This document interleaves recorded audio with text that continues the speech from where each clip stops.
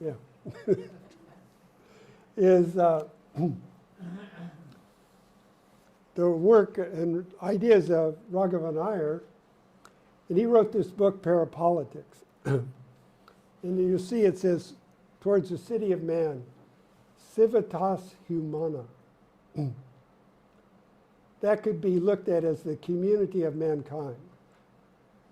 The whole book is about looking forward towards the community of mankind. So a lot of ideas come from that book.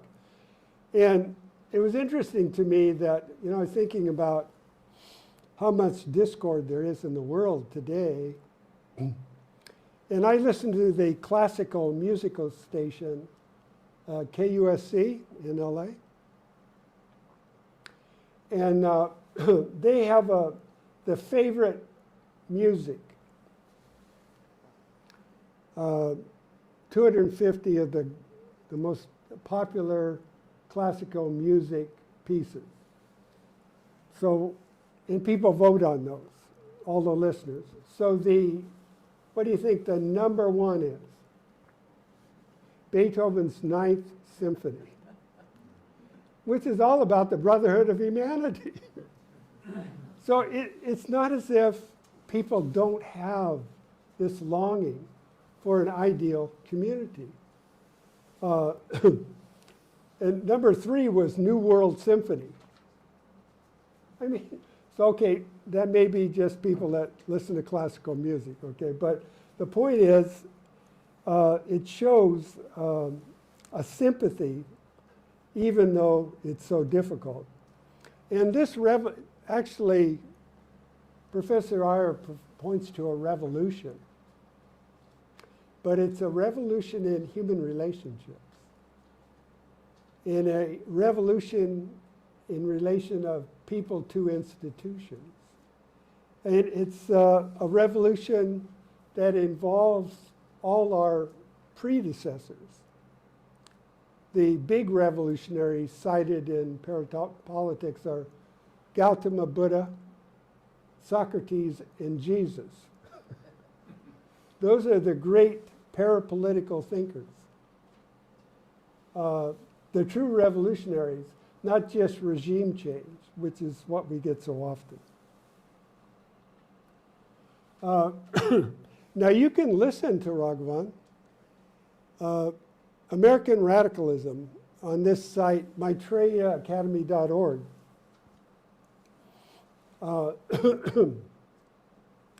You can hear his talk on American radicalism, which I took a lot of ideas from that. And then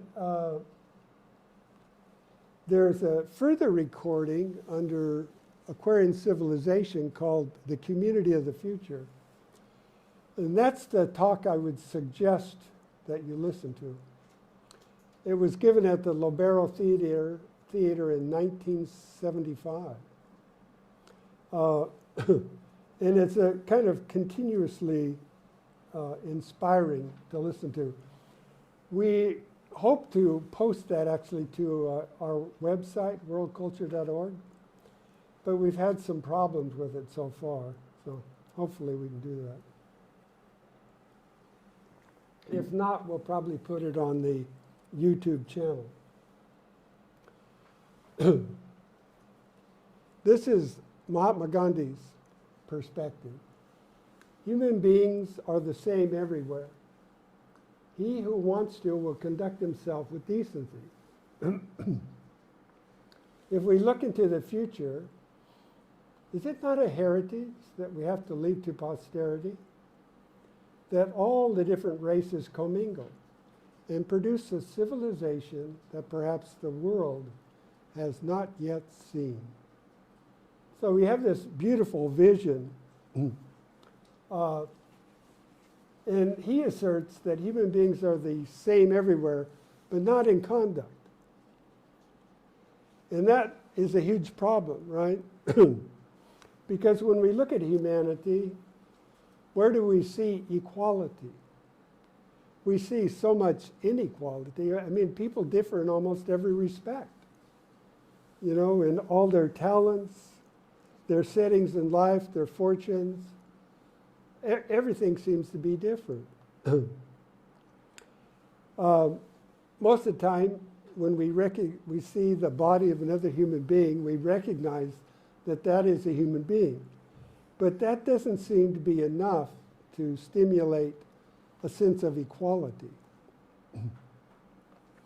So something more is needed for recognition, for the building of Concord and Community.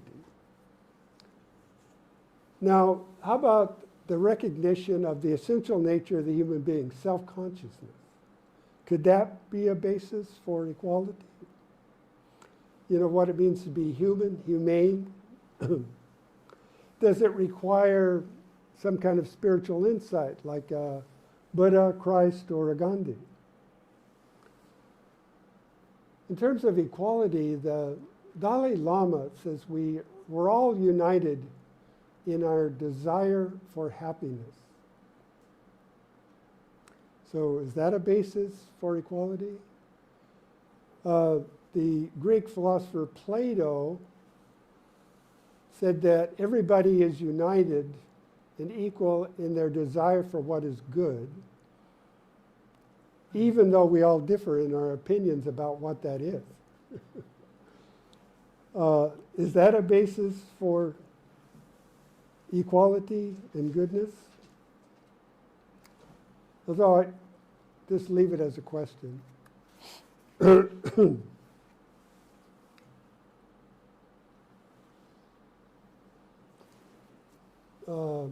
We have a quote from Carl Schultz.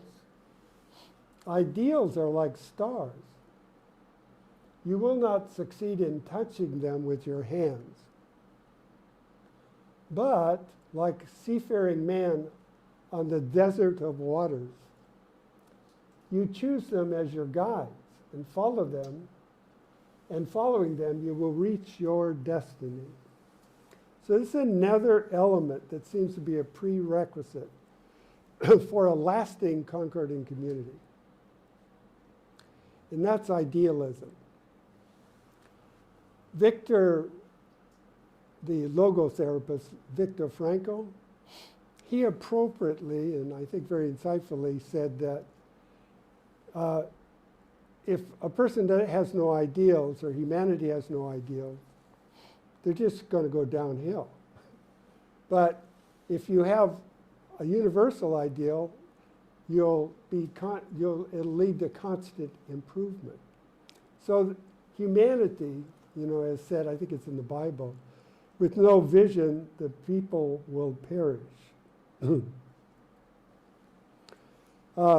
And you think about the American Revolution, or maybe only about a third of the people actually believed in the ideals of the Republic.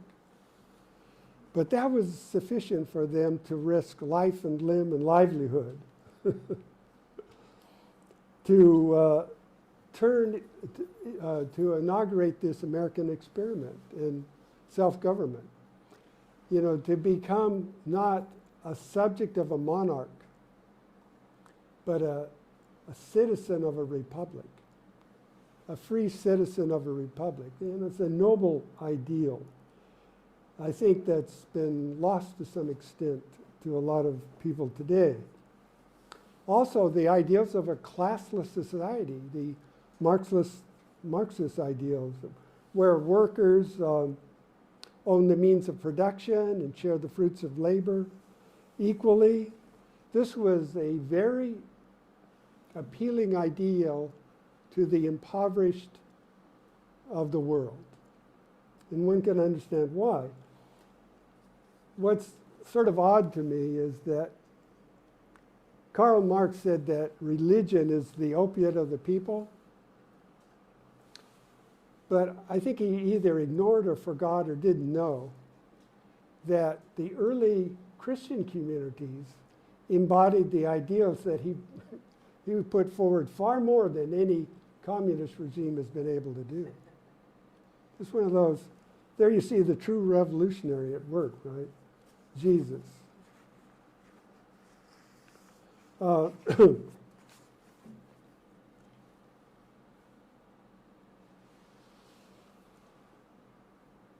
Now we have a quote from Professor Roglan-Iyer. If human beings would prove themselves worthy of the divine apprehension and intelligence within themselves, they must learn to design not merely gardens, but societies and cultures which observe and obey divine proportion and degree. And I think Kirk Gradin will be dealing a lot more with this idea. Because, order, balance, proportionality, ratio, these are the ruling principles and laws of nature. And you could say that a lot of what we see in problems we see in the world have to do with precisely ignoring this fact. It is interesting to just take a look about how little differences make big changes. I was reading that the gravitational pull of other celestial bodies in our solar system, they cause a slow change in the tilt of the Earth's axis. So, presently it's about 23.5 degrees, the tilt. But it actually will vary over a 41,000 year period between 22.1 degrees and 24.5 degrees. These little changes make a huge difference in the seasonal changes, right? So just these small things about how everything affects everything else. Of course, most people are familiar with the zodiacal cycle of 26,000 years. But you just think about every, well, most of us take a look at the weather. And you look at these weather maps, and always what strikes me is that great serpent, the jet stream, which has so much to do with our weather patterns. And boy, in Southern California, if it doesn't dip, we don't get water. We don't get rain. And there's so many factors, ratios that come into play that affect that high jet stream in our weather patterns. So the same thing is true in the human body. Like you have to have a certain ratio between your systolic and diastolic blood pressure, and they have to be in certain limits.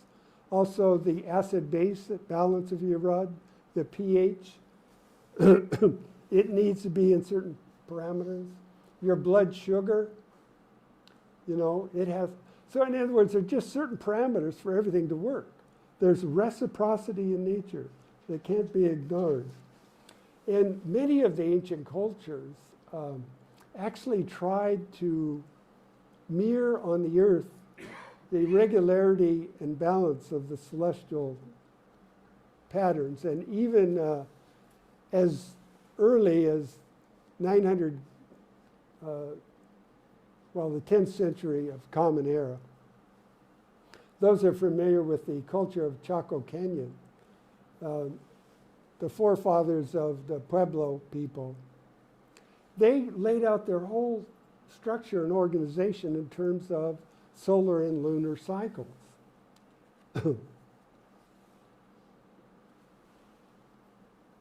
Now, another factor is that we need to gain some critical distance from the here and now, the tyranny actually almost of the here and now.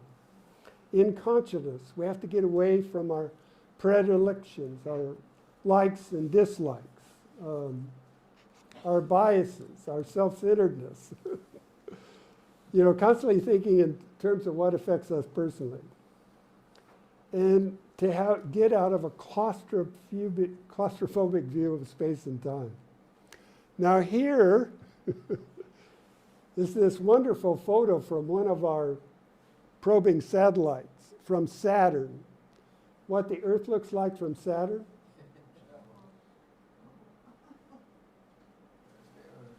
It kind of gives us a little humble view, right? It looks like we don't look like much. So all these activities, everything that's going on from a distance looks like that. So it gives you some sense of physical distance, by analogy, gives you some sense of like gaining some distance from your own preoccupations that don't involve the universal good. And so if we can get some of that distance, we can get a better view and assessment of what's going on. But at the same time, and I think Kirk's going to go into this, is that there's an intimacy actually between us in this space. How much of the human body is considered to be space? You guys know how much that is? 99.99%. I don't know how substantial you feel right now, but it's just a gloss, right? I mean, what you see is just a gloss. But the thing is, space, as in the old cosmologies, and certainly this came out in Einstein, it's not an empty thing. It's one of the fundamental factors. And it's filled with consciousness. We're learning more and more about that. So there's a kind of intimacy actually in space that draws us together. And also, we should think in large cycles of time. Like, why not think about humanity 1,000,000 years from now? Now, 1,000,000 years from now is made up of 365,250,000 cycles of days. But our day today it's part of that million. What we do today will make a difference 1,000,000 years from now. So when you're thinking about Concord and Community and the welfare of humanity, can you even think or visualize that far into the future? Does it make any difference to you? Well, those are good questions. Oh, I'm kind of taking too long. Oh, okay, I'm going to move rather quickly through this. There are problems that, obstacles to our conceptions of community and Concord. If we're looking at this, and one of them is the tendency, and if we take a look at this, we can easily find out. It's a quest for a simple, once and for all solution. And the thing about this, you think this is a good solution, it's my solution, and I'm going to impose it on others. Now, you notice that people that are high-powered, they got a lot of money, and they want to impose their vision on other people, their solutions, right?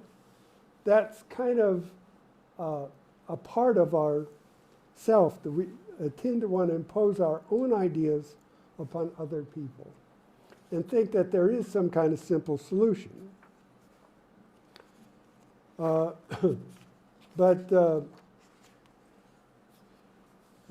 of our solutions for national security is, I don't know if you guys know this, but like there are around 1,200 government organizations, 1,900 private organizations in 10,000 locations in the United States dedicated to working on intelligence and surveillance.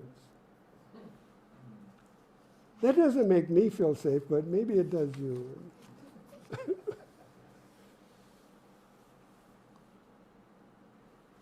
Then there's something that we tend to look for in our times, which is a simple technological solution to our problems. It's going to usher in an age of plenty. And right now it's the green revolution. The green revolution is going to solve problems. So far, with green energy, all it's done is made us use more energy. It's kind of weird, huh? But you may not be familiar, but there are problems with green energy. Green energy requires rare earth elements. And rare earth elements are defined as being rare in the sense, as much as they are difficult to mine and they can be found in low concentrations, often making their mining economically, they don't make it economically feasible. Here you see the results of cobalt mining. Some of the examples are these things that I can't pronounce. There's two of those rare earth elements, lithium and cobalt. These are all used in wind turbines and electric motors. The problem is that the mining of these involves a whole lot of risks. Human rights violations, toxicity to those who mine it, as well as to the environment, environmental degradation, and social political violence. Now you can look this up and do the research yourself, but it does make you question about this looking towards green energy going to be the solution to our problem.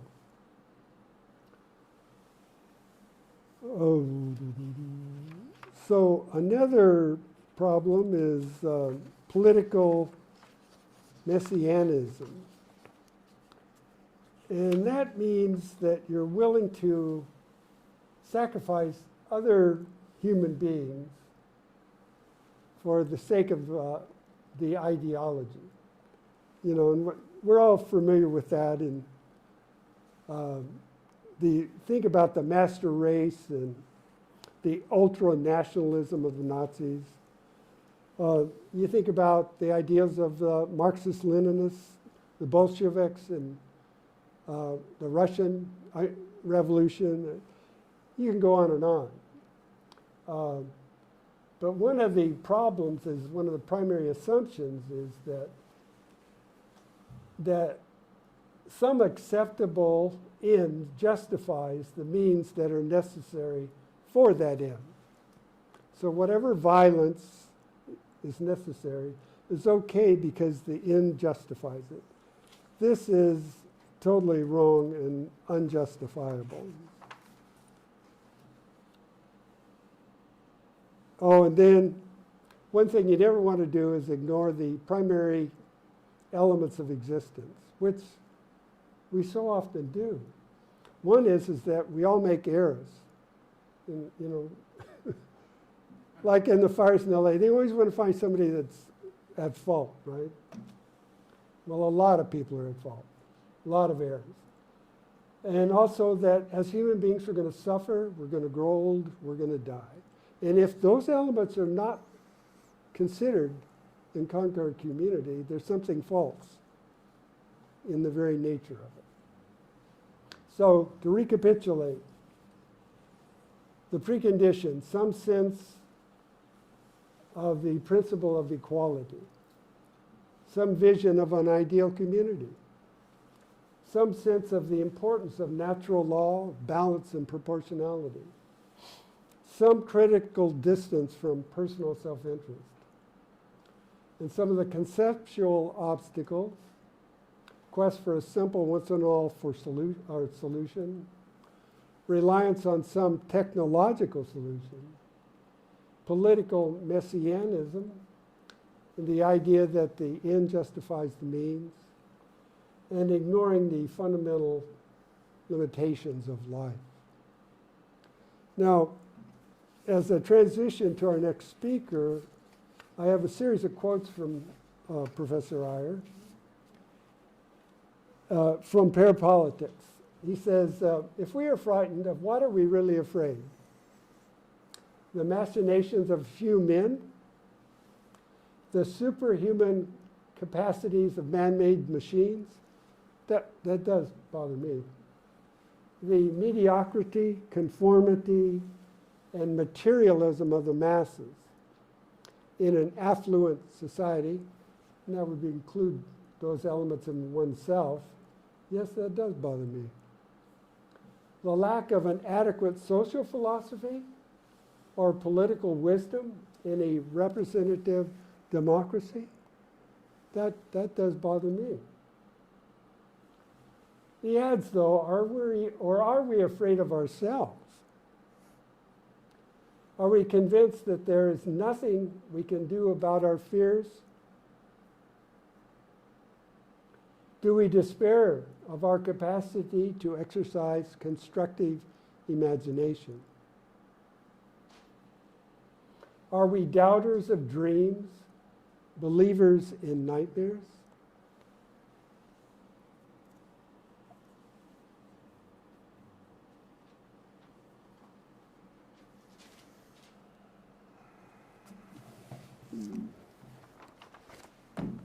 Short pause while we switch places.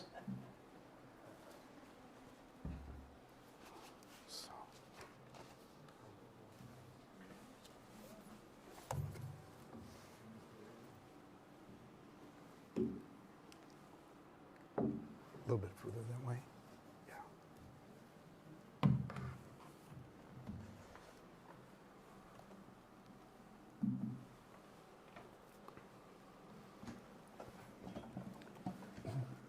Thank you so much, Robert, for a very powerful introduction to the theme and raising so many pertinent questions.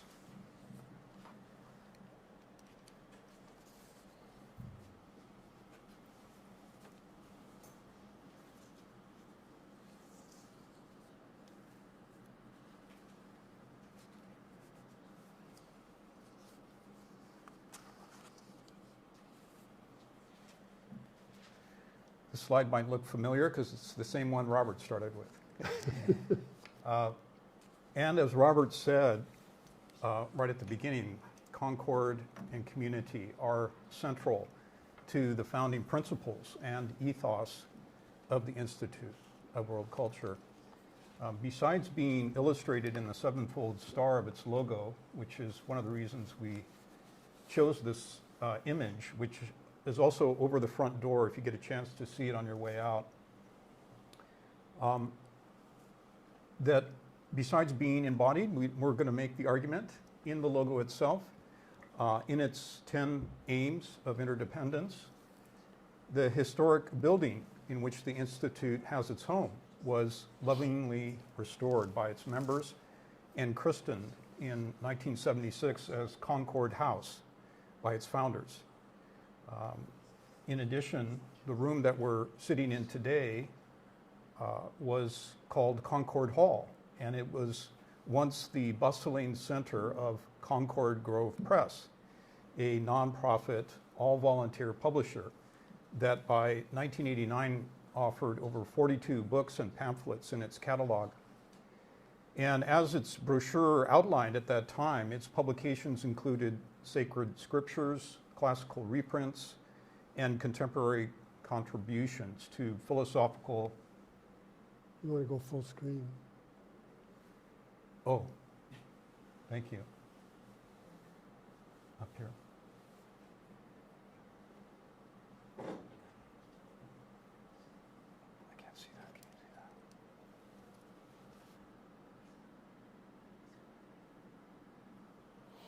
Thanks.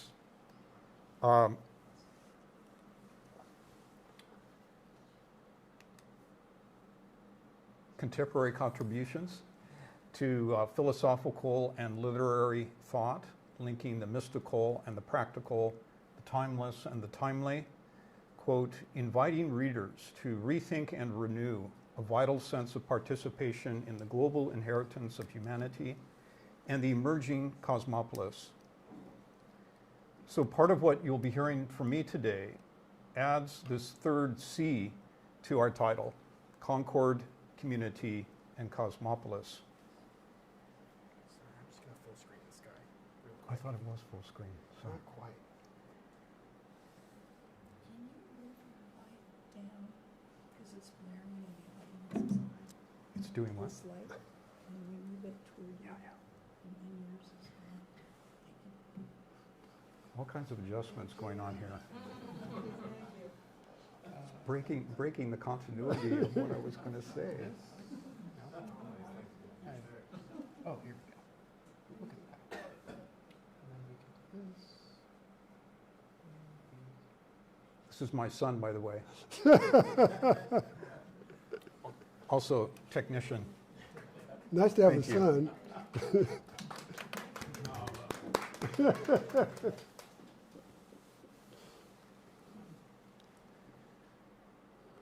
In modern dictionaries, concord is defined as harmony, agreement, or union. Divided into its etymological roots, the Latin prefix con means together with, while cord, in its Proto-Indo-European roots, refers to the heart. Far more than a mere sentiment or emotion, in both its ancient Greek and Sanskrit associations, in Greek kordia and Sanskrit hridaya, the heart refers to the inmost center of consciousness, where thought, will, and feeling fuse. The Christian, Sufi, and other mystic traditions speak of the cave of the heart as the meeting place of human nature and divine nature. As Rumi put it, the heart is a secret inside a secret, the mirror of God. In the Bhagavad Gita, in at least 3 chapters, Krishna states he resides in the heart of all beings. And in several Upanishads, the lotus of the heart is the locale of the perpetually echoing word, leading to the discovery of the true self. With hearts and minds in concord, as the Vedic mantram suggests, I and thou are one. Similarly, the word community is related to the Latin communitas, meaning fellowship, and communis, that which is universal, belonging to or shared by all. By the late 14th century, the word community more specifically and narrowly came to mean a number of people associated together by the fact of residence in the same locality. But is that the best we can do? Should we be limiting our community by only those men and women who are physically nearby and visible to us, our tribe, our city, state, or even nation? Or perhaps we limit our sense of community to only those who look like us, share our language, belief, or views, winged or non-winged, liberal or conservative, left or right, Christian or non, spiritual or scientific. As Emerson said, everything depends upon where we draw our circle, where we place that circumference, what is within it and what is foreign and therefore shut out. The Hamsa Upanishad teaches that the 7-fold ladder of principles in the cosmos and in each human being also exists within the swan, as in every microcosm. And we find the number 7 playing a similar archetypal role in numerous spiritual traditions. Could this be one level of meaning to the Institute's 7-fold star, suggesting a radical, mostly hidden interdependence between every living creature and the whole of nature, phenomenal and divine? It is profound and challenging paradigms such as this, perhaps far outside our normal ken, that the Institute invites us to at least consider, affirming that our definition of community is intimately bound up to our definition of self, of nature, the cosmos, and our purpose in it. Like a distant star in the night sky, the Institute's seal implores us to elevate the inquiry. Why not start with the very finest examples and exemplars in world culture in order to expand, elevate, and regenerate our sense of community?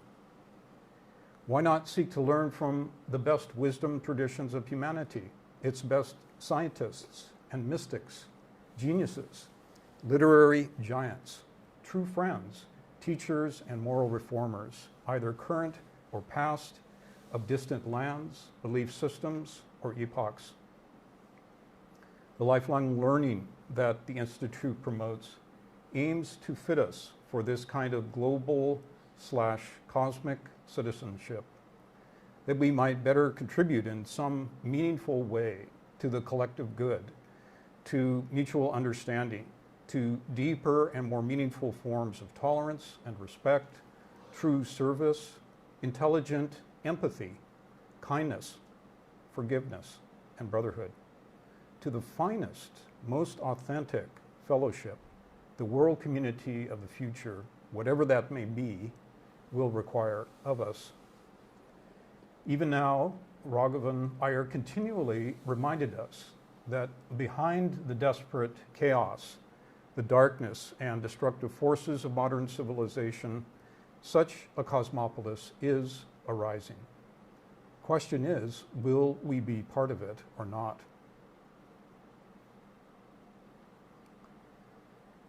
The rishis who composed the Vedas and Upanishads of ancient India are revered within the traditions of classical Vedanta as seers, quote unquote, as persons who had so purified and elevated their moral, mental, and spiritual faculties as to enable them to see directly into the essence of things. And for them, the deepest truths regarding life were no mere intellectual concepts or anthropomorphic gods, but living realities and universal laws directly perceived. Because such forms of knowledge lie behind or beyond easy access to most human beings, much of what they intended to convey seems impenetrable, even to the best scholars. But now and then we find certain hymns, symbols, and stories which at once touch the deeper chords of our understanding and strike us as profoundly instructive. One such symbol is that of Indra's net. And here we will in part be drawing upon the writings of a very knowledgeable Hindu and Sanskrit scholar, Rajiv Malhotra. In the Atharva Veda, among the oldest sacred literature known to humanity, the cosmos is likened to a great net woven by Indra, the Vedic king of gods. In the earliest Vedas, Indra was the primal god, the protector of the celestial firmament and its order. The Vedic mantrams describe his net as infinite, spreading in all directions, without beginning or end, formed by an infinite number of intertwining threads. At each node of the net is a jewel of great luster and mirror-like brilliance, such that each simultaneously reflects every other jewel in the net and the cosmos as a whole. Though each jewel has its own unique position and critical function, each also mirrors all other mirroring centers. All the gods, as well as all the creatures and elements of the earth. In this way, uniqueness and universality are brought together. In one of the classical Hindu conceptions of nature, this synthetic unity includes the whole of existence, described in this way, and the whole of non-existence, both being and non-being, together designated as Brahman by the seers. The culminating synthesis of the Vedic Upanishadic tradition affirms that the true self of each human being, called Atman, is one with Brahman. Because no words can describe it, it is simply referred to as Tat, or that. Tat Tvam Asi, that thou art. Malhotra points out that in traditional Hindu scripture, the same set of principles is reflected in every domain of dharmic knowledge. Not only philosophy, religion, and science, ethics, and spirituality, but music, dance, drama, education, politics, economics, and social structures. Each such domain is itself a jewel in Indra's net, and potentially reflects all the others. Each discipline offers a path of self-knowledge by which the realization and embodiment of universal values and cosmological principles can be approached in the service of the community. And this is a very Pythagorean and Renaissance conception, embodied in the Institute's effort to encourage a deeper appreciation of the highest forms of cultural excellence in the arts, the sciences, and literatures of humanity. Besides being reflected in the natural world, Malhotra also points out how the ancient Indian conception of Indra's net has deeply influenced Western thinkers in many fields. Examples are given by him from not only philosophy, but psychology, linguistics, ecology, as well as educational and social theories. Western mathematicians studying chaos theory and fractals, for instance, have described the beauty of such structures as akin to Indra's net, Indra's necklace, and Indra's pearls. Indra's net has been used to explain how holograms function and as a metaphor for the worldwide internet. In physics, the notion of quantum entanglement illustrates a similar sort of boundless and simultaneous interconnectivity. The ancient seers of India also established the sacred tradition of communal ashrams as the primary means for the transmission and preservation of the highest wisdom of Vedic culture from one generation to the next. In a presentation hosted by the Institute last September, V.R. Venkataraman described how the rigorous discipline and systematic training related to classical Indian music was conveyed from teacher to pupil, aspiring pupil via the ashram tradition. And then the following month, we were also collectively reminded of how M.K. Gandhi utilized the traditional discipline of the ashram not to promote a sectarian belief system, but on behalf of establishing sanctified modes of domestic life with ethical principles and vows as the basis of social and political reform of the most elevating and transformative sort. While the Institute is obviously not itself an ashram, it is based on trusteeship and did oversee the establishment of 8 or 9 communal households in Santa Barbara, helping to show the viability of alternate and enriching modes of shared housing modalities. Without doubt, its founders envisaged the Institute community as a nonprofit center radiating cooperative, educational, intellectual, and societal influence.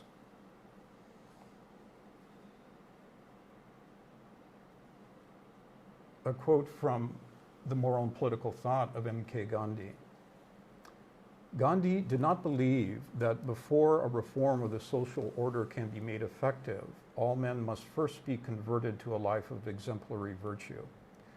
This would be merely a farcical pretext for avoiding any effort at radical social reform, an excuse for apathy arising out of intellectual distortion.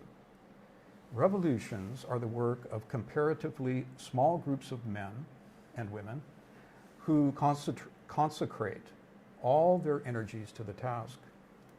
It is to these men that Gandhi addressed himself, while also hoping to disturb the complacency of a much larger section of society, awakening a new impulse in the hidden depths of social life.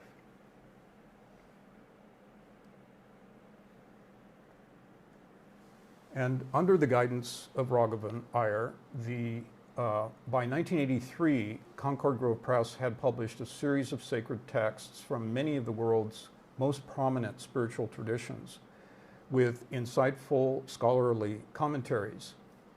Each one is a jewel in Indra's net. The series reflects a global appreciation of the rich spectrum of possible formulations expressing the universal foundations of great traditions. And all of these are still available through Concord Grove Press.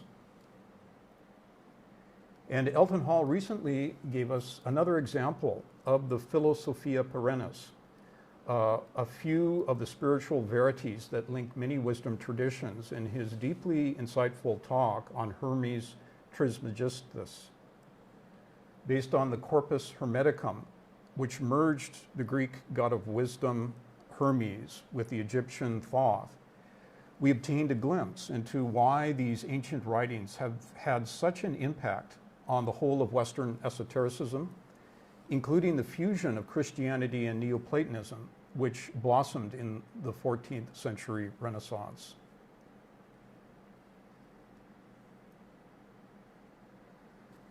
Indra's net in neuroscience and physics. In November of 2022, the Institute sponsored a forum titled Boundless Mind, as Robert mentioned. It provided a brief outline of 3 books by Dr. Edward Kelly and his cohorts at the University of Virginia Department of Perceptual Studies. Kelly and his team were pointing to the narrow scientism, as he called it, inherent in the mainstream physicalist approach to human psychology. In essence, the physicalist asserts that consciousness is an emergent property of the electrobiochemical processes of brain matter. This means, among other things, that what each of us calls the self and free will are mere illusions arising from complex but purely mechanistic neuron firings. Among other quandaries, such an approach provides no viable explanation for various forms of genius, for the intuitional breakthroughs in many fields, the experiences of great mystics, near death, and past life recollections. After more than 20 years of attempting to do so, there is still no viable physicalist explanation or even theory, no viable theory, as to how neurons and synapses give rise to a single conscious experience. So the hard problem of consciousness, as it's been called, remains unsolved. Kelly and his colleagues have been forcefully affirming that a new paradigm is sorely indicated, where consciousness is viewed as a fundamental and universal field, and the brain as a transmitting rather than a causal agent. More recently, neuroscientist Dr. Donald Hoffman and his physicist cohorts are adamant that the best physics of the last 10 years points to a similar but even more radical direction. A paradigm shift of this kind would not only be a scientific breakthrough of revolutionary importance, but would in time reverberate across many fields with significant moral, psychological, and social implications. And this is why we're bringing it up today. Briefly, the story in physics really goes back to the 1930s, but a turning point was reached by 3 2022 Nobel Prize winning physicists. Through a series of groundbreaking experiments using entangled quantum states, this brilliant trio demonstrated that 2 subatomic particles behave like a single unit, no matter how far apart they are separated. And this in itself was revolutionary, proving what Einstein rejected and called spooky action at a distance. But it mirrors the ancient teaching of karma, which states that all actions, including those on the moral and mental plane, are boundless in their effects. At the same time, these Nobel Prize winners also proved that when the qualities of a particle, like location or spin, are not observed, that those qualities do not actually exist. And there was a entire Scientific American that was dedicated to this, besides many articles that can be found online. But what does that mean? It means that what science has called local realism is false. That when a tree falls in the forest and no one hears it, no sound occurs. Our means or instruments of observation dictate what is seen, but they do not penetrate to what is causal or fundamental. And Hoffman points out that mathematically this has long been known by the fact that Einsteinian relativity falls apart at the Planck scale and also at the event horizon of a black hole. The mathematics simply don't apply beyond those points. To help us grasp how materialistic science, while so successful and useful, sending rockets to distant planets, can still be a fabricated projection over what is really going on, Hoffman gives a simple analogy. We perform all kinds of useful functions on our computer screens. We drag a blue folder into the trash, for example, but we do so without any understanding of the thousands of minute electrical voltages, let alone the software and hardware that are entailed in the action. The computer interface is useful exactly because it conceals and simplifies. If we had to understand and consciously manipulate all the underlying complexity, that simple action of putting a folder in the trash would never happen. In the same way, he says, the human perceptive system has evolved to filter out the truth. What we perceive as the entire space-time continuum and even the laws of quantum mechanics are similarly a very useful interface or headset, but not a fundamental reality. Hoffman admits that emotionally, this is a shocking truth for modern science to assimilate. For if the space-time continuum is a fairly trivial headset, as he puts it, then what is going on behind the veil? According to Hoffman and Arkani Hamid, brilliant mathematician, physicist, and others, critical clues have arisen through the breakthroughs in the mathematics associated with CERN, the European Organization for Nuclear Research, and the High Energy Hadron Collider. In the process of mathematically modeling the scattering amplitudes that occur in collisions where two gluons become four, for example, physicists in 2013 discovered positive geometries entirely beyond space-time, such as the amplituhedron. Through these non-Euclidean geometries and their groupings, which they're calling decorated permutations, it's a kind of shuffling, thousands of algebraic equations necessary to explain particle collision outcomes are reduced to simple formulas.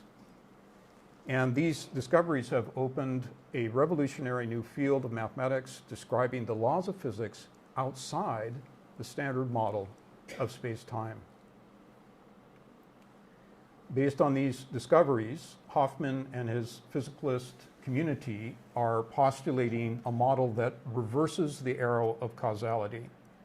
Instead of consciousness emerging out of particle qualia, they are proposing to eventually show how qualia can emerge out of what they call the dynamical network of conscious agents and their synthetic unity. In their most recently published peer-reviewed technical paper titled Conscious Agents and the Subatomic World, the authors conclude, for science to take consciousness seriously, any new experiment must be grounded in a mathematical theory of consciousness. Only then will mainstream science consider the possibility that consciousness is fundamental and not emergent. And when they do, their genius will be unleashed. We can't wait to read their papers. The network of conscious agents offers mathematical form, so it's a postulate, to the central tenet of perennial philosophy, that all emerges from one. This tenet appears in spiritual traditions as Indra's net. Atman is Brahman. In philosophy as the centerpiece of Platonism, Renaissance humanism, and the monadology of Leibniz. Spiritual traditions rightly observe that their teachings may point to truth, but are not truth, just as coffee is not the drink. Likewise, scientific theories, including this conscious agent theory, only point. Their advantage, however, is that they point more precisely and in the best case, reveal their necessary limits. This prompts ever new theories that transcend prior limits in a virtuous cycle that unmasks the poverty of dogmatism and the intelligence of humility.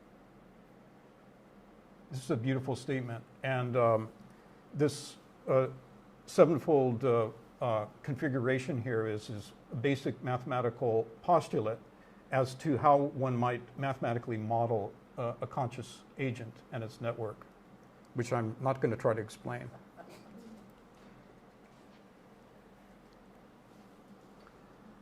G.W. Leibniz, a cosmopolis of monads. Gottfried Wilhelm Leibniz was a German polymath, active as a mathematician, philosopher, scientist, and diplomat.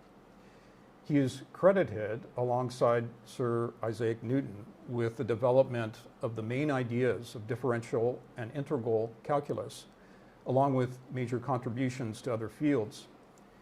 In multiple languages, he wrote books on linguistics, philosophy, theology, ethics, politics, law, history, games, and music. He is, or has been called, the last universal genius, quote unquote, due to his vast expertise across diverse fields. Though publicly a professed Christian, Leibniz was far from orthodox in his writing. He developed a sophisticated metaphysics, which he partially summarized in 90 aphorisms that were completed in 1714 and then published after his death, which I'm going to give a one-paragraph summary of, so very brief overview. Briefly described, his thesis revolves around an undifferentiated singularity, which he referred to as the monad, the one, or God. This is the primeval mind, element and force of all forces, which can be, quote, conceived, but can never be the object of any imaginative representations. Though the primal origin of all matter, it, quote, has none of the characteristics of matter. Within the one, there is also a hierarchy of monads, distinguished by their levels or capacities of perception. While the one monad perceives all things and all beings, all other monads capable of perception look out upon the universe from their own unique perspective, while also mirroring the whole. Although all things and beings are composed of monads, these are not the atoms of modern science, but imperishable and unextendable metaphysical centers, more akin to mathematical points, an infinite number of which exist within the one, filling all space, all in perpetual harmony. Each can potentially perceive what the one monad sees, and the progress towards this perception is what constitutes moral evolution.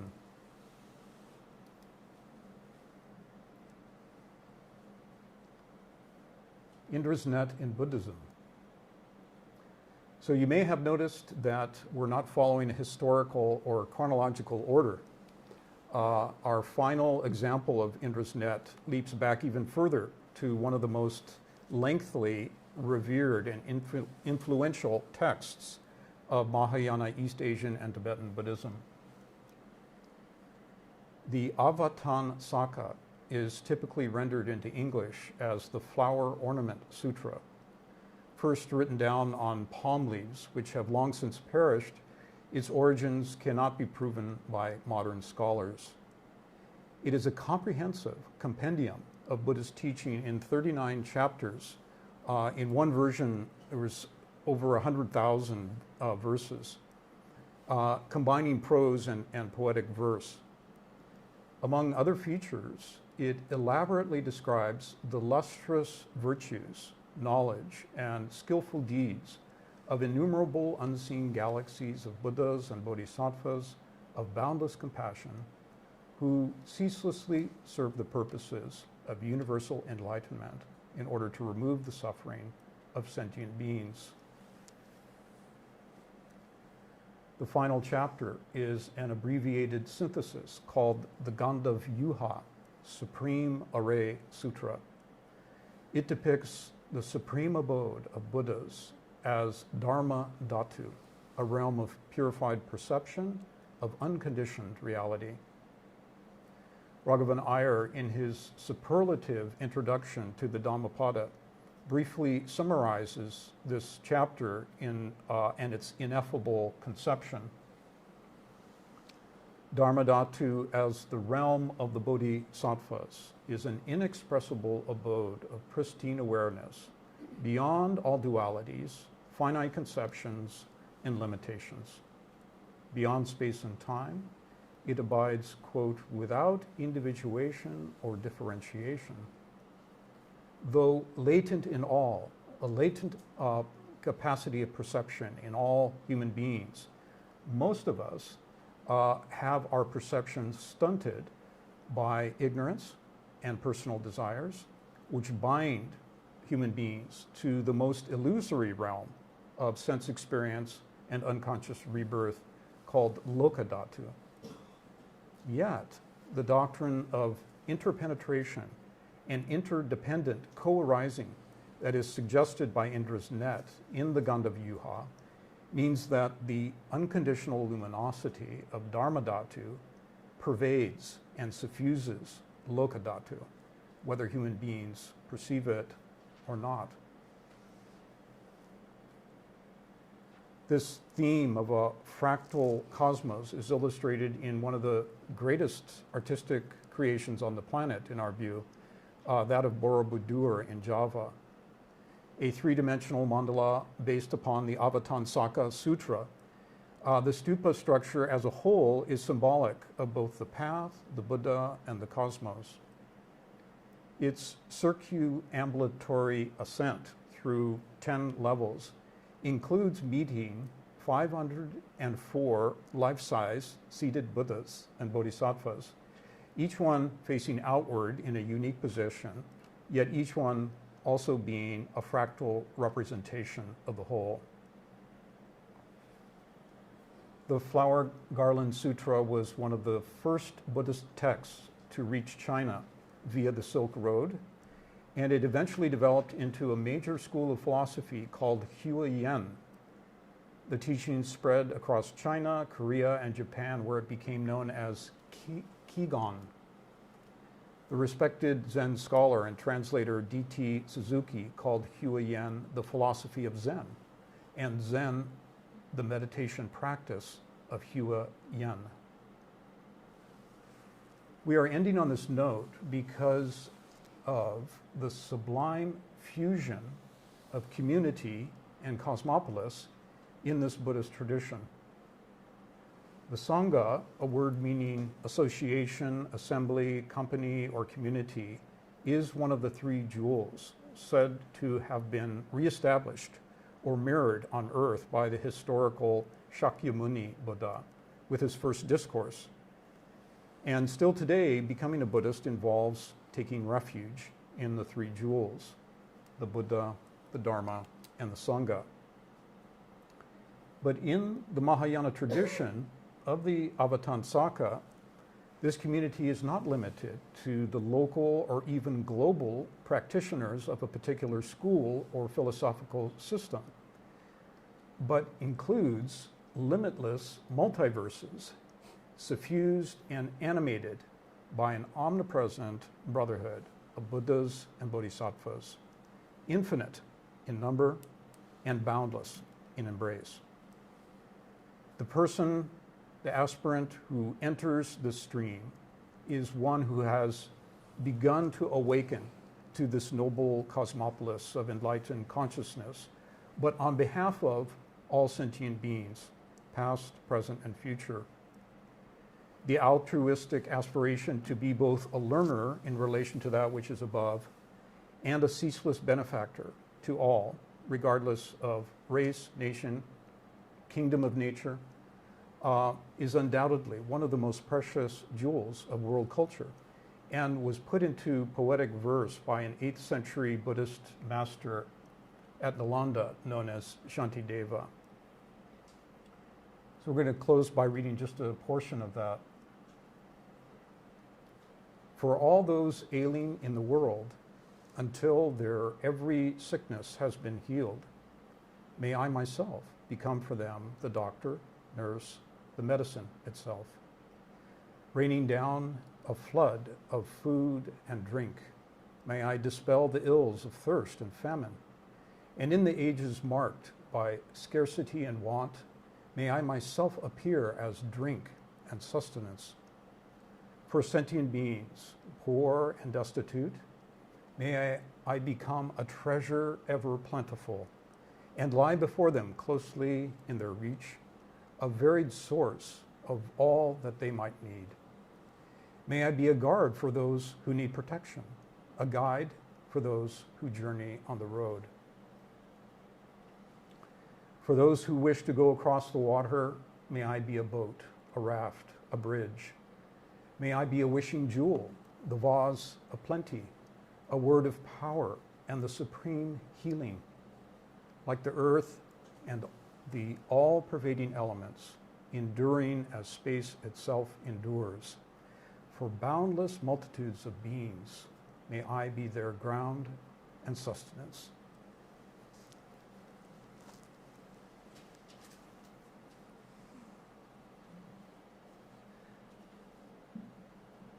Thank you all. So we have time for questions and discussion. Alan's going to bring around the microphone if you have a question or comment.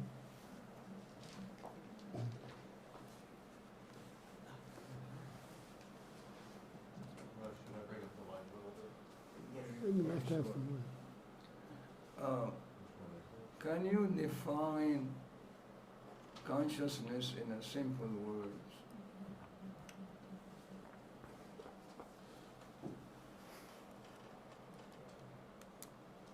I think you were asking Robert that question. So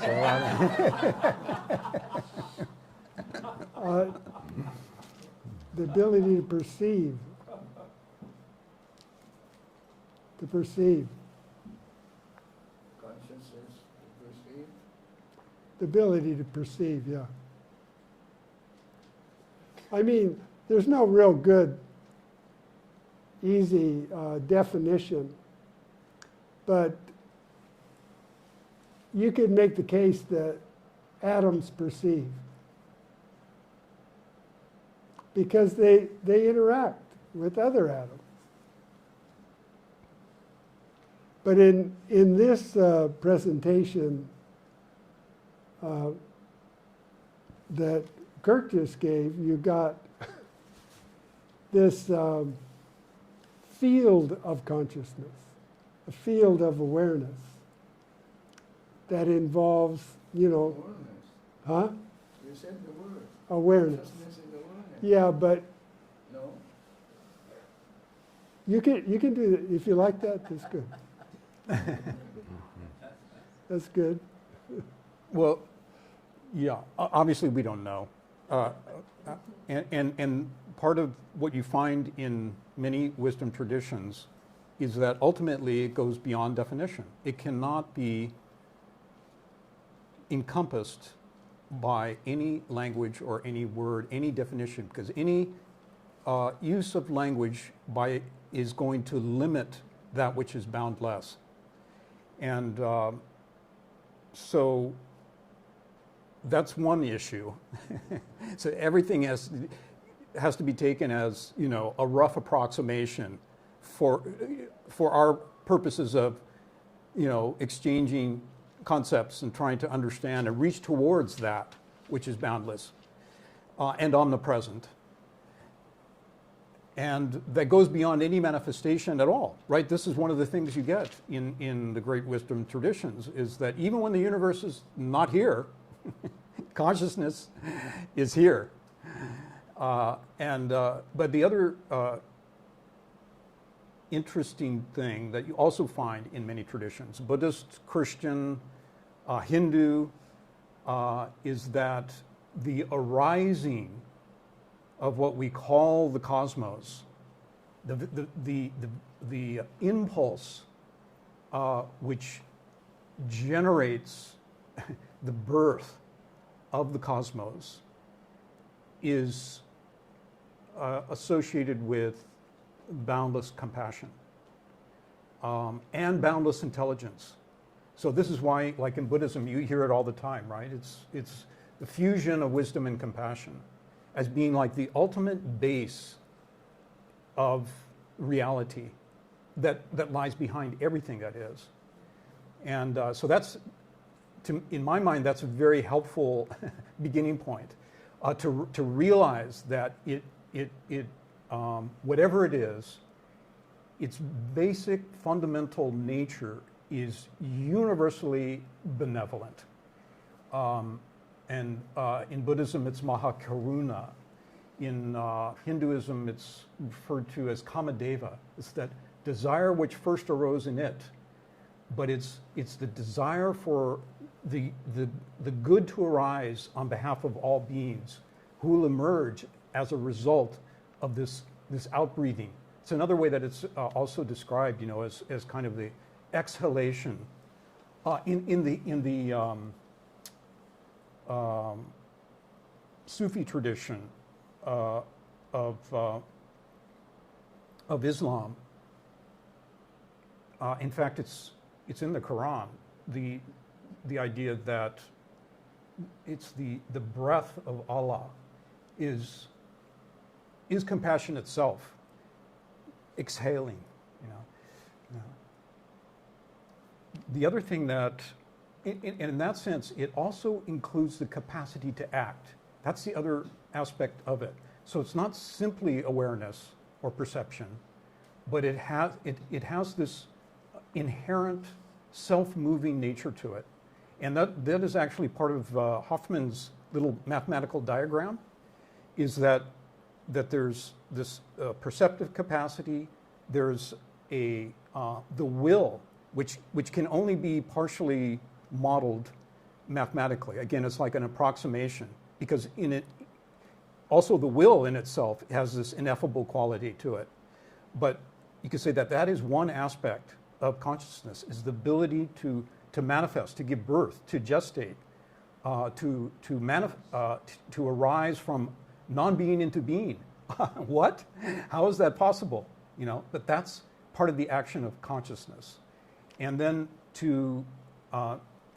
that's part of its action as well. The third part of that triad is its ability to act, which then affects and fuses with other conscious units. And this is the mathematics of this I don't understand at all, but he says that mathematically, he's trying to get to the very simplest possible formulation that could be made mathematically, the very rudiments, the simplest rudiments of a conscious unit. But he says that once that's done, that mathematically they naturally fuse with other conscious units, agents, so that it's always a network. It immediately becomes a network, and that the action that conscious agent makes is it's like a this kind of self-generating activity of unfoldment.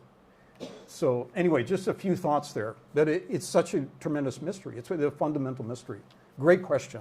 But one of the important things, though, about this is that when you think about distance, like, what do we have to do with the stars? They're so far away. But in consciousness, you could be very close. That's the important thing. Yeah, exactly. And that's underlined by his whole idea, is that the idea that the cosmos is out there somewhere, and we're over here, this little, 140-pound person, looking up at the stars. He says, that's what the mathematics of the best physics going on right now is saying, no. That's a headset. That's a perceptive headset. It's not really what's going on. And so what is going on? But he's saying that if we can get to this more fundamental level, it will completely revolutionize what we call perception and our sense of the cosmos. as again, as being something out there while we're in here. He said that's a fundamental illusion. Jim. Jim had been raising his hand there. He's going to correct me about something. I have a question before that. I remember reading the Dalai Lama was asked about consciousness and mind, and he said, we really don't know exactly how to distinguish between the two. But what we do say is that mind is that which is luminous. To this student, that's very interesting, the cognitive capacity. Consciousness is awareness, but the mind is that which is luminous. Now, the question is this. In what way could Sophrosyne have anything to do with regenerating a community? Can you define Sophrosyne for us, please? Oh, shame on you. Yeah, of course. Having to do it Pythagorean terms, as one understands it. Sophrosyne, one general term is temperance, but another is the rational regulation, self-regulation of thought, speech, and action. A kind of notion of proportionality entering into the awareness and the quality of interaction. In the Platonic sense, it's the ability to regulate your appetites and put them in their appropriate place. So it is like self-government, in other words. But how important is speech when you think of the culture and the absolute lack of awareness of the importance and the shaping factor and the healing factor and the harming factor of speech? The regulation of speech would seem to be very important. I remember someone saying once on a talk show once, many years ago, you know something by whether a culture is moving upward to the plateaus of greatness or descending into a kind of hell by the quality of the speech and its regulation. And does it bring grace? Does it bring awareness? Does it bring sensitivity? Or do words become entirely corrupt? So speech in particular.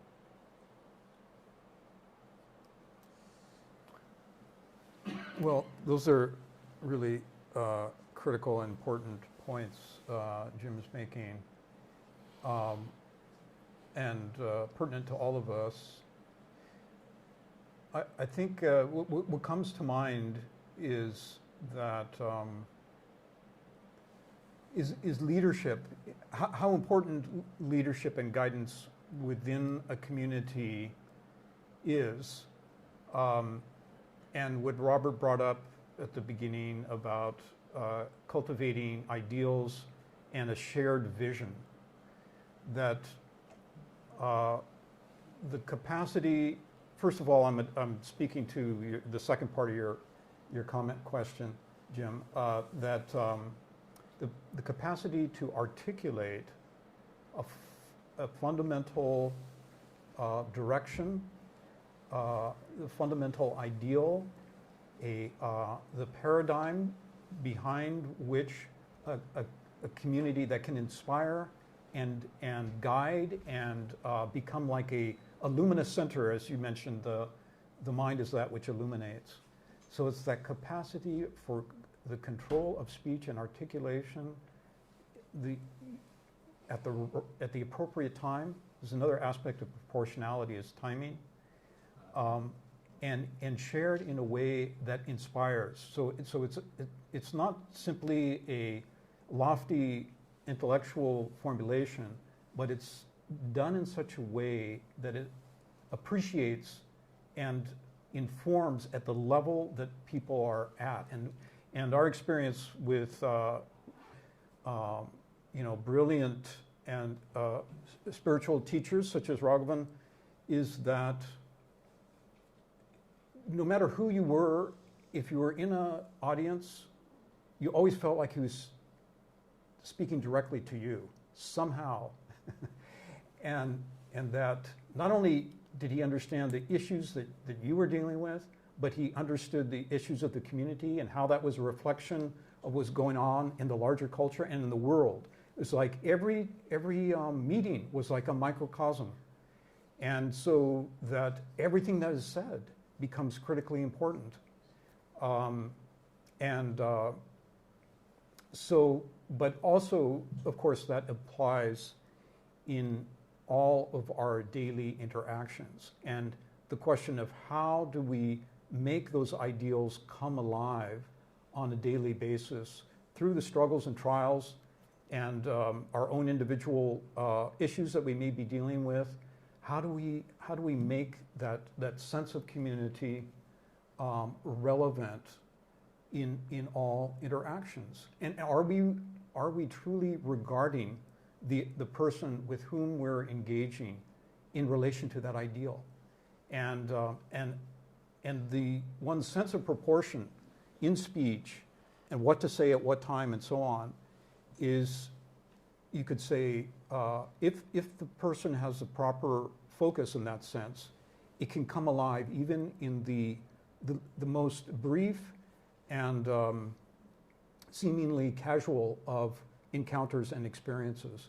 So it's a wonderful point. It's sort of like, again, it reminds me of Indra's net in that sense, that when a person is inspired and charged by that ideal or that vision, that it applies in all directions and in every way and in every interaction. Not all things then become significant in relation to it, if it is truly an ideal that's worth working for and striving for in one's life. It's worth just mentioning on the first point, Safrazane, that in the study circle, Institute study circle that meets on Tuesday nights, for 1 month we took up the idea of the pursuit of happiness, which, you know, is one of the things in the Declaration of Independence, that life, liberty, and the pursuit of happiness. Those are our rights. Now, what was brought out by the scholar was that the founding fathers viewed the pursuit of happiness as the pursuit of excellence, of virtue, and that government or representative government was dependent upon self-government, upon developing all the virtues, you know, like patience and judgment and justice, sympathy and compassion, that all of these things that are considered to be virtuous were required for a successful government or republic. So it's just, when you were talking about what does Safrazane have to do with community, well, that's one thing, is that it's very hard to do anything if people don't have some basic self-government, you know. Otherwise, you're just ruled by impulse, by passion, which, you know, that's almost what contemporary culture tries to, or, you know, popular culture seems to work for instant gratification in it and gratify your impulses. The interesting thing is what Kirk was talking about is that speech is the expression of thought. So whatever we say reveals us, right? It reveals our thought, and our thought is bound up with what we feel. It may be bound up with the lack of feeling, but it is definitely bound up with the way we feel. And the more strongly it's felt, the more our thought will express itself in action. And speech, in a way, is the highest action of a human being. You know, animals have elementary sounds, elementary communication. But the speech of a human being in the archaic philosophies is a mirroring of divine intelligence, of the expression of divine intelligence. So the ability to evoke from people the best that's in them, to get them to act in a healthy manner. You know, that's statesmanship for Plato was the highest art.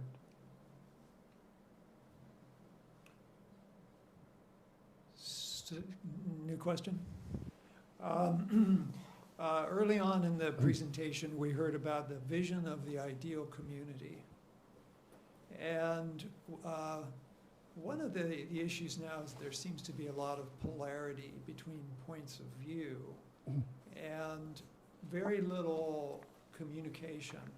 We're wondering if you might have suggestions, constructive suggestions, on what it would mean to communicate but non-violently. So we may have different points of view, or there may be polarization, but instead of pushing kind of each other, is there a way to embody some of these ideas of consciousness that we've been talking about into the way that we communicate, the way we speak, that's nonviolent and embracing despite perhaps intellectual differences? I don't know if that's very clear, but Yeah. okay, thank you. So basically, how do we communicate with opposing views nonviolently? How do we get along with the people that oppose us or have differing views? Go ahead. You're very good. You know, I didn't get a chance. We went back and forth on this. Originally, I was going to introduce Robert. Then he was going to give his talk, and then he would introduce me. And you know, I was really looking forward to that. But he switched it around at the end, so I didn't get to say anything about Robert. But Robert, in my view, is a center of communal harmony. And why is that? Well, he has a good sense of humor, and it's really hard to insult him, for one. I've tried many times. but he also takes things lightly, considers, despite your presenting an opposing viewpoint to his own, he disarms. He has a way of using speech that is, it's like, sort of like Aikido, right? So, you know, you send your, you know, intellectual energy at him, and he's just like, doesn't take offense, and is not injured by it, is not hurt by it, and he comes back with something that's gentle and unifying, and you go away feeling like, oh, he's your friend. Even though you didn't like what, you know, you had a different viewpoint, you still felt like he was at a heart level and a fundamental level, he was still your friend and would always be your friend. So go ahead, now it's your turn. Yeah, thank you. That's what you call camaraderie. That's, you know, Kirk talking about camaraderie. And I hope that we all feel that way about each other. You know, I think that members of the Institute have a great deal of, especially regular members, a great deal of affection and regard for each other. And your place, I mean, because everyone has these sterling virtues, you know, these contributions and examples of the better aspects of what it means to be a human being. So I think that's true of us all. Now, it just so happens that Tuesday in the Institute Study Circle, we're going to be taking up this very problem with the Dignity Index. You can look that up online. It's a movement that some people have started called the Dignity Index. I think they have a scale of 8, where the worst is when you respond with violence. You're actually willing to hurt the person that you disagree with, versus you can completely commune and communicate with somebody that actually initially is perhaps willing to hurt you. So they have this, it's like, where do you fall on that scale? So it's sort of interesting. It's kind of an approach to Gandhian nonviolence. And one of the obvious things about, and this is true in relationships, is the ability to listen to the other person's point of view. And ideally, right, you don't know if you understand the other person unless you tell them what you think they're saying. And in fact, Jim Tiffer, he often talks about this, that you have to be able to explain the other person's philosophy to them satisfactorily before you can respond to it. The other thing is, to ask questions about their point of view for points of clarification, but not in a combative manner. It's so easy to get in a confrontational mood, right? Your mood is conveyed, well, we talked about that. Your mood is conveyed by your speech. So if you're in a combative state of mind, then that comes across. So to be aware of what your moods are, to be aware of what you're feeling. And as soon as you start getting into irritations or combativeness, to draw back and say less and listen more. But you have some. Well, he just revealed all his secrets, so but no, that whole idea of being willing to engage in frank conversation, right? To exchange views, and to consider alternative views, to think through presuppositions, consequences, things that could arise, things that you may not have been aware of. So you may have a certain perspective that you come to the table with, and you realize after hearing other people's perspective that, oh, I was not really aware of that element, and that's a crucial element in this. So that willingness to be awake to and alter one's viewpoint, or to modify and moderate, is crucial to any community, right? There has to be those discussions, debates, decisions made, because often decisions that affect many people. It's a collective decision, and how do you arrive at that when there's differing opinions? So there has to be that modality of deep listening and willing to modify one's perspective if it's not taking into consideration crucial elements. So, Joe, I think Joe had a question here. Okay. Hi. Hello. Hi. So I was having a hard time envisioning community in the context of today's world.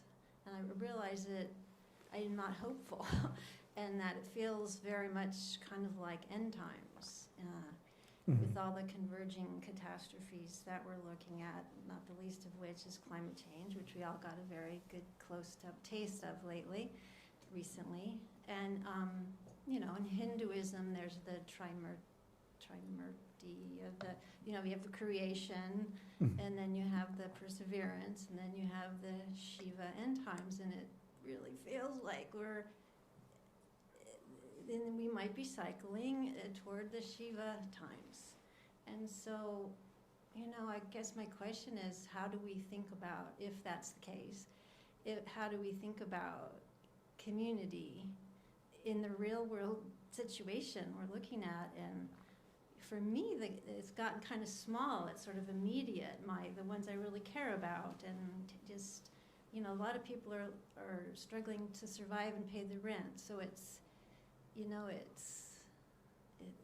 doesn't seem like my view is looking up out at the world so much as in close to the ones I have to help survive. And anyway, I just wanted to share, it's not so much a question as that I was having a hard time really touching into any big picture, long-term vision of community. Yeah, no, that's a wonderful question. It's a great question. Again, I think it's directed at Robert. Yeah, you know, I brought up that quote from Parapolitics at the end of when I was talking, which brought up, you know, all these horrors that we confront, that it seems like there's much in the world that is nightmarish, that human beings can be monstrous. It is extremely painful. It's painful on a daily basis. It's extremely, to me, excruciating, actually. I just can't, you know, to even talk about it is more than one can handle the atrocities that are going on and covered up like they're not happening, they don't matter. It's really horrible. But the difference is, you know, you have to have some fundamental conception of human nature, that essentially human nature is good, that the essential human nature can be perverted, but human beings in their nature as a human being are completely bound up with other human beings and care about and feel them. Now you can cloud this over, you know, as we do with various senses of ego, pride, sensory, drowning in sensory sensations or distractions or pleasures. You know, there's a million ways you can drown out what you are as a human being, which is basically a moral being, because you have to make choices for what's good and what's bad. And what's good is good for everyone, not just oneself. If it's purely limited to oneself, then it may very well be harmful for others as well. So one of the fundamental things about thinking about community and Concord is really think about what your view is of human nature. If you have a really horrible view, then, you know, there's not much hope. And I tried to point out that over time, you know, we want to think about, you know, the immediately now solution, some simple solution, but there isn't. Just getting along with the people that one knows often can be a challenge. And one makes mistakes and one hurts other people unintentionally. You don't really mean to, but then suddenly you make a blunder and then it takes a long time for it to heal. You know, all those kind of things. So on a large scale, that's what we're dealing with. We have a long history of, you know, injustices over a long period of time, and these just don't go away like that. So all of this has to be worked out, and it requires incredible wisdom. So to not get bound up in the pain of oneself and the pain of other human beings, but trying to, like I said, step back, try to take some critical distance and look at the causes that are at work. And always remember that what Kirk brought up, remember all those wonderful people that they were just a few of the people throughout history? They're all part of us. All those generous impulses, all those significant insights by our fellow human beings over time. They're all part of us. They're all part of the community of mankind. And those, to me, are our community. That's the community that will persist in the future. All this other thing, violence and cruelty, will eventually go away. Not in my lifetime, maybe not 100, 200 years, but if you start talking in 100,000 years or 200,000 years or 1,000,000 years, the only way that culture, that ideal of brotherhood of humanity can be realized is by what we do now. Now, if you think you only live one life, I don't see how you can create justice with one life. Jim. Thank you, gentlemen. Towards the end of Kirk's talk, he brought up the three, I think it's called the three jewels Yes. in Buddhism of the Buddha, the Dharma, and the Sangha. And it seems to me the Sangha's last because community, in a sense, forms out of individuals who follow the Dharma, the teachings, and revere the Buddha. And you can imagine, some monastery somewhere where people come who are already established inwardly in the Buddha and the Dharma. They come and they make a monastery and they live on that basis.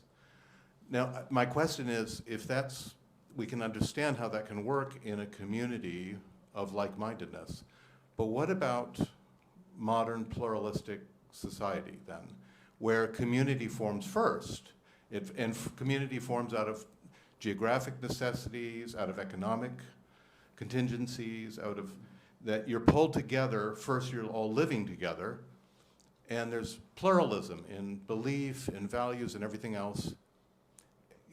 Can a lasting, satisfying community arise just on those bases, just on material necessity, on mutual toleration? Doesn't it seem like a higher vision is necessary? But how can you have a common vision without encroaching on people's particular beliefs and belief systems? Mm-hmm. Great question. Did you want to respond to that, Jim? Is that why you're raising your hand? I'm not trying to put you on the spot. I just saw you. Actually, I think what I was going to... Speak into the mic, please. It won't record if you don't. Yes, I'm sorry. Yeah, what I was going to mention, I think is pertinent to what Joe has raised as a question. Actually, this came to mind, and I think it's very interesting. It actually goes back to a comment made by a politician many decades ago, Tip O'Neill. Now, what he said is very interesting. Let's use politics as an example because that often has such an influence. What he said was, look, what I can see is developing in America that's a real problem. Lincoln had an answer to. And what do I mean by that? He said, Lincoln said, rational persuasion is not very effective unless people have cultivated friendships. In other words, he said, unless people can get to know each other, regardless of ideology, and can sympathize with their pains and sorrows, and enjoy and share the enjoyment of their successes, when the issue comes, they don't listen to each other. But when they've cultivated that most important of all communal qualities, friendship, then so much more is possible. And then Tip O'Neill went on to say, look, one of the things we used to do for years in American politics was what? Every week we got together at someone's home and played cards and drank beer. What did we do? Because we did it with the opposition. We always met every week for 2, 3, 4 hours in the evening. And you got to know each other on a different basis. And so when issues came up, you didn't project things on people. You actually were able to listen to them because you could understand their genuineness or what they really believe. Now, I'll give you an example. This happened recently, about 3 or 4 years ago. There was, a subcommittee meeting. It was on the, And someone was presenting something, and then this congresswoman raises her hand, and the chairman recognized her. And she said, "I'm sorry, I have to tell you, I think that what you're saying is racist." And it was dead silence.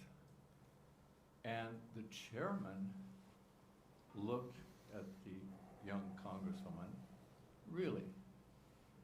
And you could see the person who'd been speaking, the representative who'd been speaking, was very quiet, and his face was very red. And the chairman said, "I'd like to say something." And he turned to the man that she said has racist qualities. "Would you please tell us something about your family? She apparently doesn't know." And he said, "I'd be happy to. My wife is a Black American. My children are mixed race. And I have many friends in the Black community as well as the white community." And then the chairman turned to the young congressman and said, "In the future, you should get to know people before you make those kind of charges." To me, that's a telling point. What Lincoln was trying to talk about and Tip O'Neill saw was the problem with American politics. Ideology you can't even associate with someone who's a liberal and a conservative. It's shameful, and that's terrible. The question is, how do you change that? By forming friendships, taking a risk. Yeah, but that's up to those people to do it, not up to us. Well, I'll tell you, what does it say? Suffering. When people suffer enough, because if they're being so perverse, they won't even communicate with each other, and so terrified of the people in charge, and not willing to give up being reelected, if they will actually, until they're suffering enough and things collapse, then out of the suffering, people start to understand each other. Yeah, I just wanted to make a couple of points because both Lorraine's question and Joe's question are linked. And just very generally that in the Hindu tradition, we are in a cycle referred to as Kali Yuga, which you may be familiar with, the Black Age, the Dark Age, in which everything is inverted. And that we're only in the beginning of it. And so it's going to get worse. And that part of that cycle also, as we can see around us, and as Raghavan mentioned many times, there's going to, a kind of dissembling needs to occur. We know that politically, socially, economically, it's rife with corruption, with injustice. And those systems have to go, they have to play out.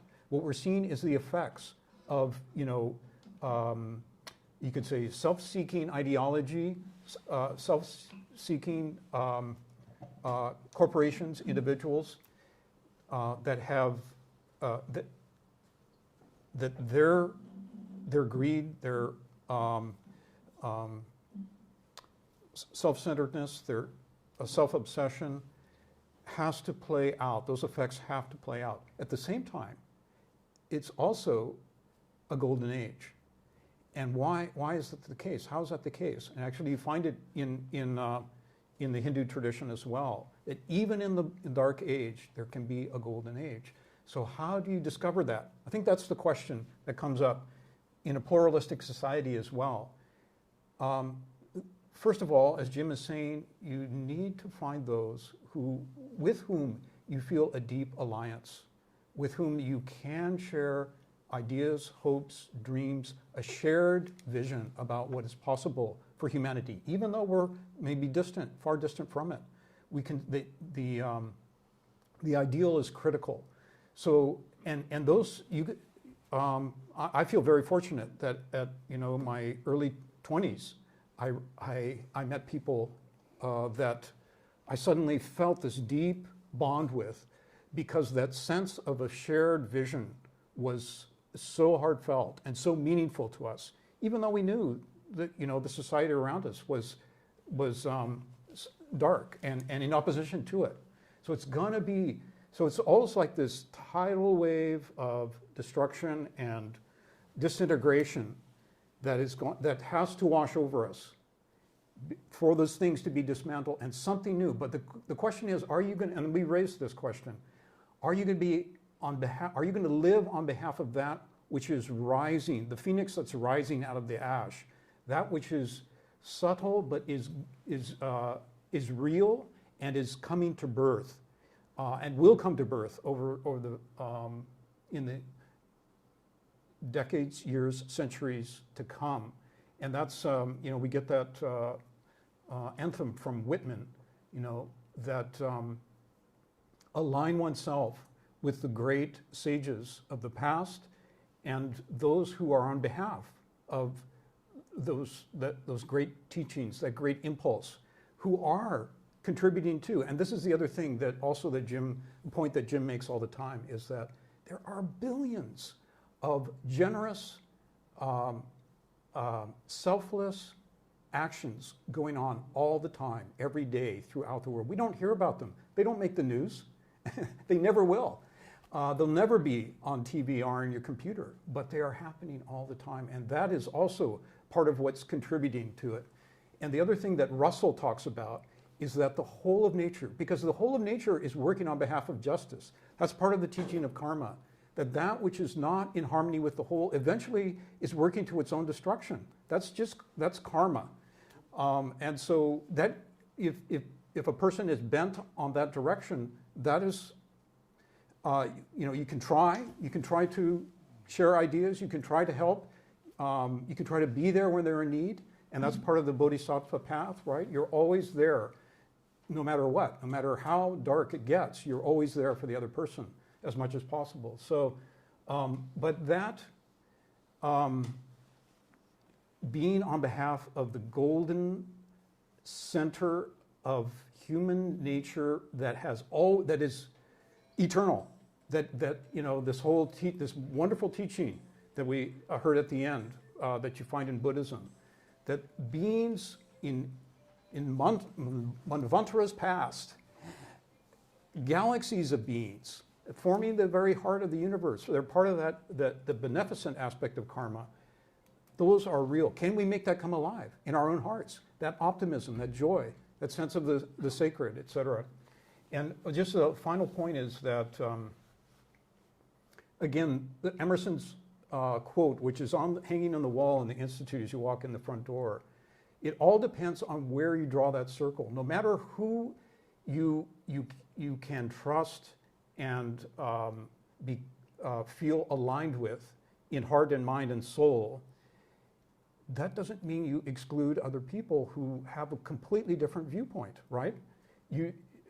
And that's, I think this is part of Jim's point as well, is can you draw a circle which takes them in? Is it possible? Can you bring them in some way, in some small way? Anyway, that's all we have time for. Maurice Bechef is going to give the vote of thanks to end the meeting.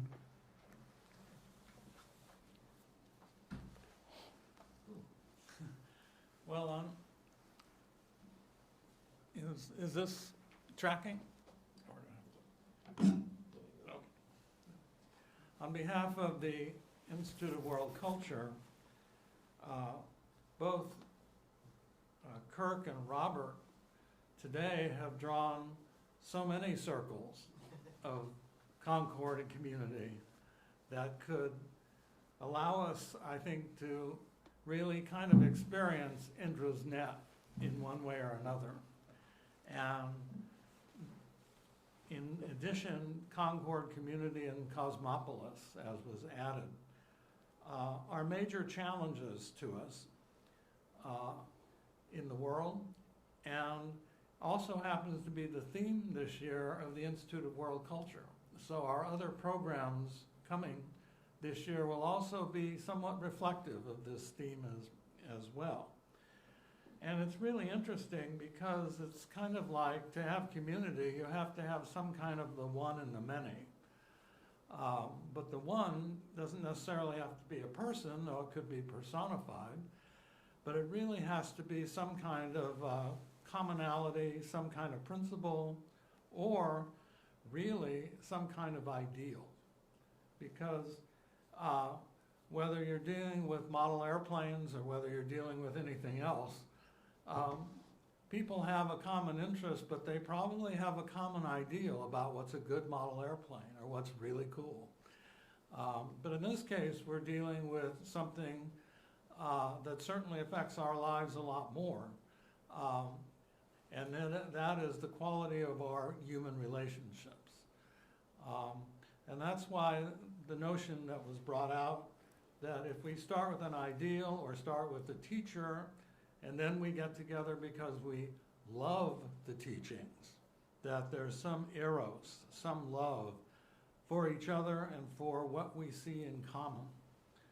And that brings up, however, some of the issues that Robert brought up, especially this notion of equality, because it's easy to commit, well, to sameness.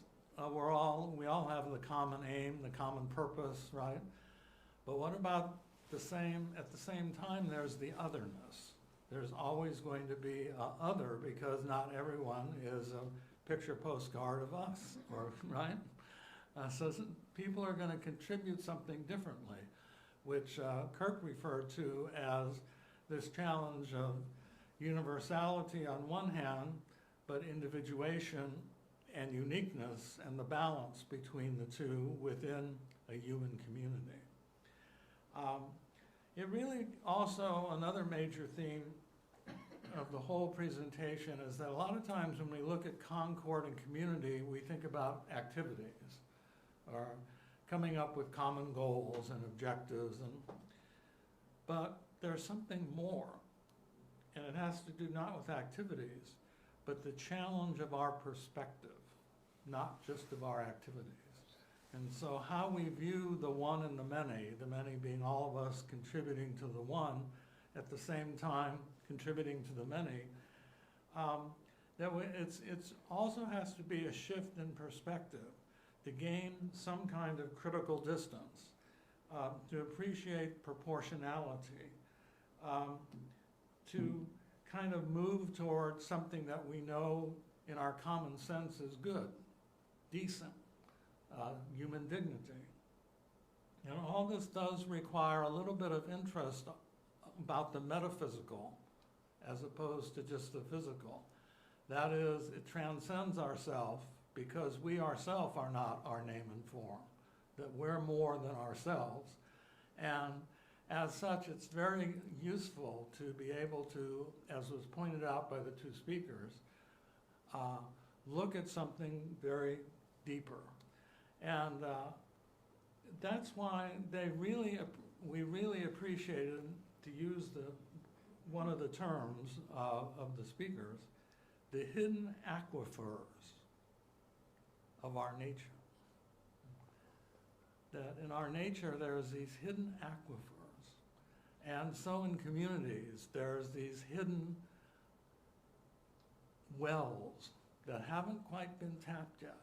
And these wells are wells of wisdom, wells of compassion, wells that move us toward, not just intellectually, but actually move us toward action. In other words, love. Love of others, love of other ideas.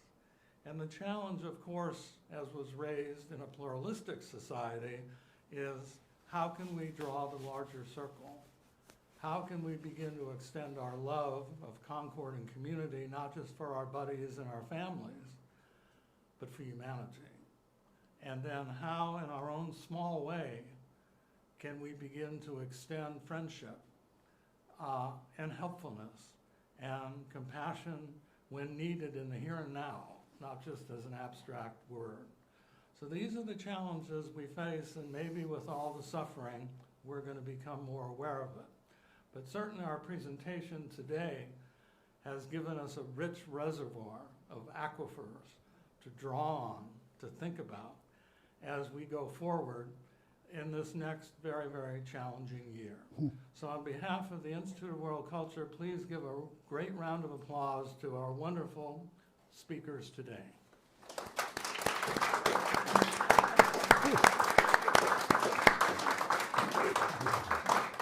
And our next meeting will be in 2 weeks, I think, on Saturday, when the Middle East Ensemble will be here to look at Concord and community throughout the Middle East via music. So all are invited and welcome. Thank you for coming today.